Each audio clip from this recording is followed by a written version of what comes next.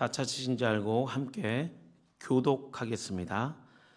예수께서 성전에서 나가실 때에 제자 중 하나가 이르되 선생님이여 보소서 이 돌들이 어떠하며 이 건물들이 어떠하나이까. 예수께서 이르시되 내가 이 큰 건물들을 보느냐. 돌 하나도 돌 위에 남지 않고 다 무너뜨려지리라 하시니라. 예수께서 감람산에서 성전을 마주 대하여 앉으셨을 때에 베드로와 야고보와 요한과 안드레가 조용히 묻되 우리에게 이르소서 어느 때에 이런 일이 있겠사오며 이 모든 일이 이루어지려 할 때에 무슨 징조가 있사오리까. 예수께서 이르시되 너희가 사람의 미혹을 받지 않도록 주의하라. 많은 사람이 내 이름으로 와서 이르되 내가 그라하여 많은 사람을 미혹하리라. 난리와 난리의 소문을 들을 때에 두려워하지 말라. 이런 일이 있어야 하되 아직 끝은 아니니라. 민족이 민족을 나라가 나라를 대적하여 일어나겠고 곳곳에 지진이 있으며 기근이 있으리니 이는 재난의 시작이라. 너희는 스스로 조심하라. 사람들이 너희를 공회에 넘겨주겠고 너희를 회당에서 매질하겠으며 나로 말미암아 너희가 권력자들과 임금들 앞에 서리니 이는 그들에게 증거가 되려 함이라. 또 복음이 먼저 만국에 전파되어야 할 것이니라. 사람들이 너희를 끌어다가 넘겨줄 때에 무슨 말을 할까 미리 염려하지 말고 무엇이든지 그때에 너희에게 주시는 그 말을 하라. 말하는 이는 너희가 아니요 성령이시니라. 형제가 형제를 자식을 죽는 데서 내주며 자식들이 부모를 대적하여 죽게 하리. 함께 읽겠습니다. 또 너희가 내 이름으로 말미암아 모든 사람에게 미움을 받을 것이나 끝까지 견디는 자는 구원을 받으리라. 아멘. 오늘 새벽 하나님의 말씀을 통해서 깨닫는 지혜와 응답받는 기도가 우리에게 충만히 임하는 한 주간의 복된 삶이 되시기를 소망합니다. 이 시간은 성전의 멸망과 종말의 징조들에 대해서 제목으로 말씀을 증거하겠습니다. 마가복음 13장은 감람산 강화라고 불립니다. 이 말씀은 예수님께서 앞으로 다가올 미래에 대해 종말과 예수님의 재림에 관해서 기록되어져 있습니다. 마치 모세가 이스라엘 백성을 이끌고 40년 동안의 출애굽의 사명을 완수하며 가나안 땅에 그 앞에 목전에 두고 이스라엘 백성을 향하여 고별 설교하는 거랑 같습니다. 예수님께서는 3년의 공생의 사역을 마감하시는 시점에서 제자들에게 장차 닥칠 미래에 대한 예언을 선포하고 있습니다. 그러나 이 감람산 광화는 1차적으로는 그 당시에 예수님의 부재시에 닥쳐올 상황에 대하여 제자들을 준비시키는 예언이지만 궁극적으로는 이 시대를 살아가는 성도들에게 메시지를 선포하고 계시는 것입니다. 사순절 넷째 주간을 맞이하여 우리에게 주시는 예수님의 음성은 과연 무엇일까요? 오늘 본문을 통해 예수님의 메시지를 세 가지로 정리할 수 있습니다. 첫째는 하나님 없는 성전은 무너진다는 것입니다. 예수님의 감람산 강화는 예루살렘 성전에 관한 예언으로부터 시작합니다. 함께 1절과 2절 말씀을 다시 한번 읽겠습니다. 예수께서 성전에서 나가실 때에 제자 중 하나가 이르되 선생님이여 보소서 이 돌들이 어떠하며 이 건물들이 어떠하나이까. 예수께서 이르시되 내가 이 큰 건물들을 보느냐. 돌 하나도 돌 위에 남지 않고 다 무너뜨려지리라 하시니라. 아멘. 예수님께서는 예루살렘 성전에서 많은 사람과 변론하며 또 가르치신 후에 성전에서 제자들과 함께 나오셨습니다. 그때 예루살렘 성전의 화려함과 웅장함을 보고 제자들은 매우 감탄하였습니다. 그 당시 예루살렘 성전은 그 터가 예루살렘 면적의 6분의 1에 달하며 성전 주춧돌의 그 하나의 크기만 해도 길이가 11.4m, 높이가 3.6m, 두께가 5.4m가 될 정도였으니 성전의 크기와 그 웅장함은 역대 최고의 헤롯 성전이었습니다. 또한 성전의 건물들은 많은 황금을 사용해서 치장했습니다. 예수님 당시에도 이미 50년이라는 긴 시간 동안 건축이 계속되고 있을 정도로 공을 많이 들인 헤롯 성전이었습니다. 그래서 로마의 역사가 타키투스는 예루살렘 성전은 황금으로 장식된 백색 대리석의 거대한 산과 같다고 극찬했습니다. 예루살렘 성전의 거대한 주춧돌들과 건물들을 보며 감탄하는 제자들은 1절 후반절에 보소서 이 돌들이 어떠하며 이 건물들이 어떠하나이까 라고 예수님께 성전에 대한 소감을 물어본 것입니다. 이에 대해서 누가복음 21장 5절은 더욱더 선명하고 자세히 기록하였습니다. 제가 읽어드리겠습니다. 어떤 사람들이 성전을 가리켜 그 아름다운 돌과 헌물로 꾸민 것을 말하며 예수께서 이르시되, 그런데 예수님은 이 아름다운 대리석과 황금 장식으로 가득한 헤롯 성전을 보시면서 이렇게 대답하십니다. 2절입니다. 예수께서 이르시되 내가 이 큰 건물들을 보느냐? 돌 하나도 돌 위에 남지 않고 다 무너뜨려지리라 하시느니라. 왜 예수님께서는 이렇게 화려하고 웅장하며 모든 사람이 극찬하는 헤롯 성전을 향해 돌 하나도 돌 위에 남지 않고 다 무너뜨려지리라 라고 종말의 말씀을 선포하시는 것이었을까요? 그것은 당시 유대인들에게는 성전은 하나님의 임재와 영광이 임하는 장소였습니다. 그뿐만 아니라 성전이 무너진다는 것은 유대인들에게는 종말을 의미하는 것과 같았습니다. 또한 예루살렘 성전은 이스라엘 백성의 영적, 정신적인 면에서 중요한 기반이었으며 그들의 삶이었습니다. 그래서 그 당시 유대인들의 신앙은 하나님의 임재하시는 예루살렘의 장소적인 신앙이었기 때문에 예루살렘 성전의 종말은 상상조차 할 수 없는 충격 그 자체였습니다. 그러나 예루살렘 헤롯 성전은 오랫동안 막대한 예상과 웅장하고 화려한 건물이 AD 62년에 완공되었지만 예수님의 예언의 말씀대로 AD 70년에 로마의 군대에 의해서 돌 하나도 돌 위에 남지 않고 아주 비참하게 무너진 것입니다. 유대인들이 믿고 있는 하나님의 임재하신 성전이 왜 이렇게 비참하게 다 무너졌을까요? 분명한 이유는 그곳에는 하나님이 계시지 않았기 때문입니다. 예루살렘 성전은 하나님에 대한 진정한 신앙의 본질을 잃어버렸습니다. 외식과 외형의 화려함만을 간직한 헤롯 성전이었습니다. 과거의 이스라엘 백성들이 바벨론 포로에서 돌아와 하나님에 대한 신앙을 회복하기 위해 성전을 재건하였지만 오히려 성전의 화려한 겉모습만 추구하며 율법의 외식으로 그들의 신앙이 그 본질이 변질되었던 것입니다. 여러분, 성전은 하나님을 위한 성전인 줄 믿습니다. 그런데 하나님을 예배하기 위하여 존재하는 이 성전이 우상이 가득한 또 종교 지도자들의 그 기득권과 장사하는 소굴로 가득하였기 때문에 예수님께서는 아픈 마음으로 예루살렘의 그 성전을, 그 멸망을 예언하시면서 그 예언은 결국 성취되었던 것입니다.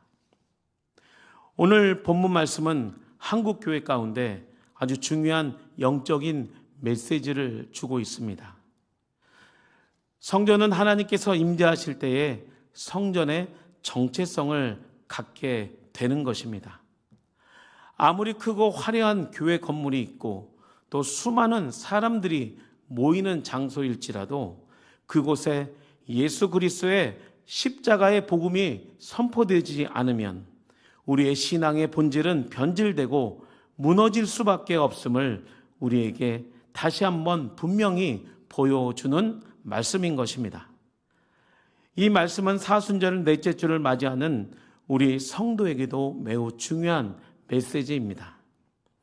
나의 신앙도 복음의 본질을 지키고 있는지, 또한 말씀 중심의 삶과 신앙의 형식은 있지만 우리의 신앙이 예수님의 십자가의 능력으로 말씀 안에서 살아가고 있는지 다시 한번 점검해야 합니다. 사순절은 예수님의 십자가를 묵상하는 절기입니다. 나를 위하여 멸시와 천대를 받으시며 우리를 위하여 고난받으신 주님을 바라보며 다시 한번 예수 십자가의 복음 앞으로 나아가는 시간입니다. 우리의 삶이 산제사로 주님께 드려지며 또 성전인 우리 안에 이 성령께서 우리 안에 임재하여 주셔서 마지막 때에 살아가는 성도들이 예수님의 순결한 신부의 신앙으로 준비되어져 가는 것인 줄 믿습니다.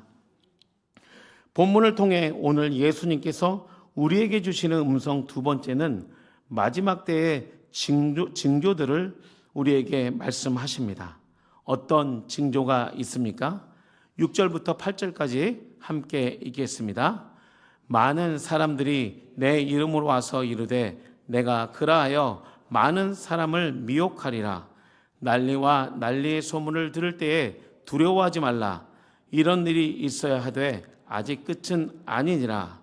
민족이 민족을 나라가 나라를 대적하여 일어나겠고 곳곳에 이는 재난의 시작이니라. 아멘. 예수님께서 예루살렘 성전의 종말을 선포하시자 제자들은 무척 당황하며 놀랐을 것입니다. 왜냐하면 그 당시의 성전에 대한 모독은 신성 모독이기 때문에 죽을 수도 있고 또 유대인인 이 제자들의 세계관에는 성전의 종말은 곧 세상의 종말이라는 생각 때문에 누가 들을까봐 조용히 예수님께 종말의 징조에 대하여 질문했던 것입니다. 종말이 때에는 어떤 징조가 있습니까? 세 가지로 요약할 수 있습니다. 첫째는 많은 사이비 이단들의 등장과 둘째는 세상에서 재난의 소문들이 무성해지고 혼란스러운 일들이 많아질 것이며 또 셋째는 민족이 민족을 나라와 나라가 맞서는 전쟁과 곳곳의 지진과 기근의 징조들입니다. 저는 이 본문의 말씀을 묵상하면서 2000년 전에 제자들에게 말씀하신 이 미래의 예언이 지금 우리가 살아가는 이 시대의 환경과 너무나 흡사하다는 생각을 지울 수가 없었습니다. 이 시대는 자기가 재림 예수라고 하는 기독교 이단만 해도 30개가 넘게 존재합니다. 대표적으로 신천지 같은 이만희 교주는 자신이 보혜사라고 말합니다. 그래서 자신이 죽지 않는다고 말하고 있지만 그는 결국 지옥으로 갈 수밖에 없는 존재인 것입니다. 또한 지구촌은 수많은 난리와 종교적인 대립으로 테러를 일삼으며 극단적인 현상들이 지구촌 곳곳에서 일어나며 그 현상으로 사람들은 매우 고통하고 있습니다. 또한 몇 년 전부터는 러시아와 우크라이나와 또 이스라엘 팔레스타인 전쟁으로 전쟁 난민들이 가족을 잃고 전쟁의 그 상처와 후유증으로 시달리고 있습니다. 우리나라도 예외가 아닙니다. 탄핵 정국과 또 산불도 대한민국의 국민들이 고통하고 있고 또 지난주 미얀마에서 발생한 지진은 핵폭탄 300개가 동시에 폭발한 위력과도 맞먹는 지진이었기 때문에 현재 10,000명 이상의 사상자와 또 앞으로도 수만 명의 사상자와 이재민들이 나올 것이라고 예측하고 있습니다. 지금 지구촌은 지진과 기근과 전쟁, 난리의 소문으로 몸살을 앓고 있습니다. 이렇게 예수님의 예언은 지금도 우리가 살아가는 시대에 성취되고 또 앞으로 다가올 미래에 분명히 성취될 것입니다. 또한 예수님께서는 그 당시의 제자들과 오늘 살아가는 성도들에게 교회의 박해에 대해서 예언하고 계십니다. 9절 말씀입니다. 너희는 스스로 조심하라. 사람들이 너희를 공회에 넘겨주겠고 너희를 회당에서 매질하겠으며 나로 말미암아 너희가 권력자들과 임금들 앞에 서리니 이는 그들에게 증거가 되려 함이라. 이 말씀 또한 역대 로마 황제들을 통해서 이 예언이 성취되었습니다. 대표적으로 로마 네로 황제는 정신병으로 초대형 방화를 저질렀고 그 누명을 초대교회 성도들에게 씌워서 성도들을 원형 경기장의 짐승들에게 먹잇감으로 던져지고 또 성도들을 인간 횃불을 만들어서 밤에 불을 밝히는 아주 잔인한 초대교회 그 성도들에 대해서 많이 박해하며 죽였습니다. 그런데 예수님께서 말씀하신 이 예언의 목적이 무엇일까요? 제자들에게 두려움을 주려는 것일까요? 결코 그렇지 않습니다. 그것은 세상은 파괴되어져 가고 악한 사단의 역사는 점점 증가되고 더욱더 거세지지만 하나님의 나라는 예수 그리스도의 초림으로 이미 도래하셨고 또 아직 다시 오실 주님을 기다리며 깨어 기도하며 세상을 분별하고 거룩한 성도의 모습으로 살아가라는 뜻인 것입니다. 주님 오시는 그때와 시는 알 수 없지만 마가복음 13장 후반부에 나오는 무화과 나무의 비유처럼 그 가지가 연하여지고 잎사귀를 내면 여름이 가까운 것처럼 마지막 때가 점점 다가오는 것입니다. 기독교 신앙은 종말론적인 신앙에 근거합니다. 종말론적이라고 해서 두려움을 갖고 살아가는 것이 그런 뜻이 절대 아닙니다. 그러면 그리스도인은 어떻게 이 마지막 때를 살아가야 할까요? 마가복음 13장 35절부터 37절까지 제가 읽어드리겠습니다. 그러므로 깨어 있으라. 집주인이 언제 오는지 혹 저물 때 일는지 밤중 일는지 닭 울 때 일는지 새벽 일는지 너희가 알지 못함이라. 그가 호련히 와서 너희가 자는 것을 보지 않도록 하라. 깨어 있으라. 내가 너희에게 하는 이 말은 모든 사람에게 하는 말이니라 하시니라. 아멘. 예수님의 메시지 세 번째는 깨어 기도할 때에 우리는 승리를 얻는다는 것입니다. 예수님께서 마가복음 13장의 전체 말씀을 통해서 제자들에게 성전의 종말과 세상의 종말에 대해서 말씀하시는 이 궁극적인 목적은 그 당시에 초대 그리스도인과 지금 현재 앞으로 오고 가는 이 모든 성도들에게 깨어 있으라는 말씀인 것입니다. 파수꾼이 잠을 자지 않고 깨어 있어야 적들이 침략이 대비해서 요새를 지키는 것처럼 오늘 마지막 때를 살아가는 성도들은 깨어 기도하며 예수님의 십자가의 복음을 증거하라는 뜻인 줄 믿습니다. 그럴 때가 어떻게 됩니까? 우리 마지막으로 10절과 13절 말씀을 함께 읽겠습니다. 또 복음이 먼저 만국에게 전파되어야 할 것이니라. 또 너희가 내 이름으로 말미암아 모든 사람에게 미움을 받을 것이나 끝까지 견디는 자는 구원을 받으리라. 아멘. 사랑하는 성도 여러분, 예수님께서 우리와 함께 하신 줄 믿습니다.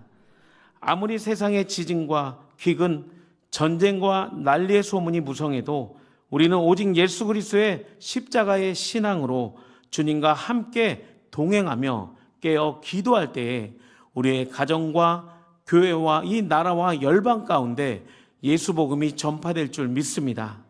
비록 사단의 공격은 점점 거세질 것이지만 십자가의 능력으로 사망 권세를 이기시고 이미 사단의 권세를 우리의 발 아래 두신 예수 그리스도를 함께 믿음으로 끝까지 견디며 살아갈 때에 나와 내 집이 구원을 얻고 영원한 천국 백성이 되어 이 세상에서 승리하며 살아가게 될 줄 믿습니다.